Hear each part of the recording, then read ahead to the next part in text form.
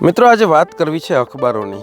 અખબારોને જાણે કોઈ કહેવાવાળું રહ્યું જ નથી તેવું દેખાઈ રહ્યું છે. અને 90% અખબારોએ પોતાની જે જવાબદારીઓ છે એનાથી જાણે દૂર થઈ જવાનું વિચારી લીધું છે.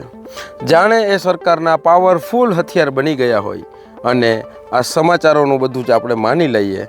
અને તો ગુજરાતની અંદર એવું દેખાય કે જાણે ગુજરાતની અંદર બધું જ સરસ થઈ ગયું છે.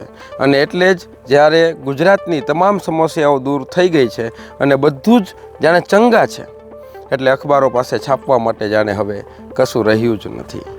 એટલે એ પ્રથમ પાને ક્રિકેટ ખેલાડીઓની હરરાજી બતાવશે અને સેલિબ્રિટીઓ જે છે એ વંતારા જેવી જે પ્રાણી સંગ્રહાલય છે એની મુલાકાતો હોય છે તો એને 8 કોલમમાં એને છાપી નાખે છે. લિયોનેલ મેસી અનંત અંબાણીના વંતારા પ્રોજેક્ટની મુલાકાત લે એટલે આખું પાનું ભરાઈને છપાય. પણ એ જ જામનગરમાં ગેરકાયદેસર ડમ્પિંગથી લોકો પરેશાન થતા હોય, બાળકો શ્વાસ માટે ઝઝૂમી રહ્યા હોય, દરિયો જમીન હવા ઝેરી બનતી હોય, એ સમાચાર અખબારોને જાણે લાયક જ નથી લાગતા. કંપનીઓના હિસાબે ખેડૂતો રોઈ રહ્યા હોય એ એમને નથી દેખાઈ રહ્યું. અને વાત ગુજરાતની કરીએ તો ગુજરાતમાં મોંઘવારી બિલકુલ ખલાસ થઈ ગઈ છે. અખબારોનું માનીએ તો બેરોજગારી તો બિલકુલ છે જ નહીં.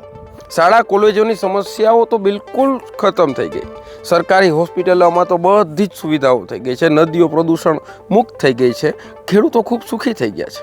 આવો ચિત્ર જે છે એ અખબારોની અંદર અત્યારે દેખાડી રહ્યા છે. વંતારા બતાવાય છે પરંતુ વાસ્તવિક વેદના છુપાવવામાં આવે છે. નમસ્કાર, હું સંજય આહિર છું. સનાતન સત્ય સમાચારમાં આપ જોડાઈ ચૂક્યા છો.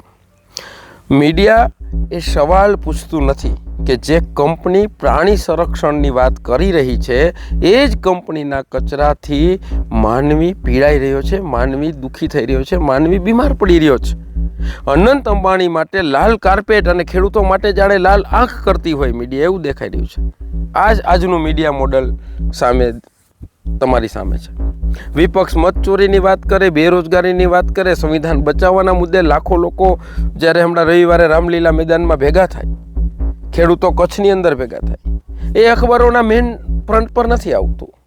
ખેડૂતો માટે આવતા નવા પરિપત્રો, જમીન કબજાની રમત, વળતર અટકાવવાની નીતિ, એ સમજાવવાની જવાબદારી કોઈ લેતું જ નથી.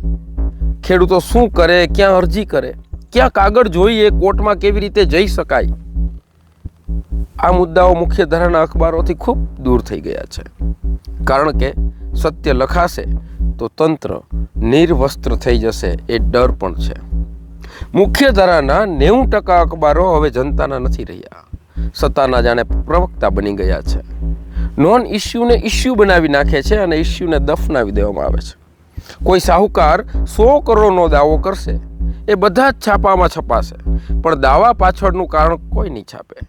ગાંધીજીએ કહ્યું હતું કે અખબારનું કામ છે લોકોની લાગણીઓ સમજવી, સત્યને નિર્ભયતાથી વ્યક્ત કરવું અને સમાજની ખામીઓને ઉજાગર કરવી અને એક આંદોલનકારીની જેમ જનતા માટે લડવું. ડૉક્ટર ભીમરાવ આંબેડકર સાહેબે પણ સ્પષ્ટ કહ્યું હતું કે મુખ્ય ધારાના અખબારો દલિતો, ગરીબો અને પીડિતોની વાત દબાવતું રહ્યું છે, એટલે સત્તા વધુ બેફામ બનતી જાય છે. આજે 99% પત્રકારત્વ વેપાર બની ગયું છે. જાહેર જનતાનો જવાબદાર સલાહકાર નહીં, પરંતુ કોર્પોરેટ અને સરકારનો માર્કેટિંગ ડિપાર્ટમેન્ટ થઈ ગયું છે. ત્યારે એક વાત યાદ આવે છે કે નિયંત્રણ વગરની કલમ વહેતા પાણી જેવી છે અને નિયંત્રિત કરેલી કલમ સ્થિર કાદવ જેવી છે. પ્રશ્ન એ નથી કે અખબારો શું છાપી રહ્યા છે, પ્રશ્ન એ છે કે શું છાપવામાં આવી રહ્યું નથી.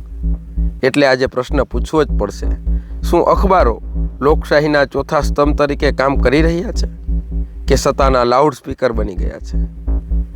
જો અખબાર સત્ય નહીં લખે તો જનતા પોતે લખશે અને જનતાએ પોતે લખવું પડશે. જો અવાજ દબાવશો તો વધુ મજબૂત થશે. અમે લડીએ છીએ કારણ કે આ લડાઈ માત્ર સમાચારની નથી, આ લડાઈ સત્યની છે, આ લડાઈ સંવિધાનની છે, આ લડાઈ આપણા હક અને અધિકારની છે, આ લડાઈ આપણી આવતી પેઢી અને આપણા આવતા ભવિષ્યની છે. નમસ્કાર, જય સનાતન, જય હિન્દ.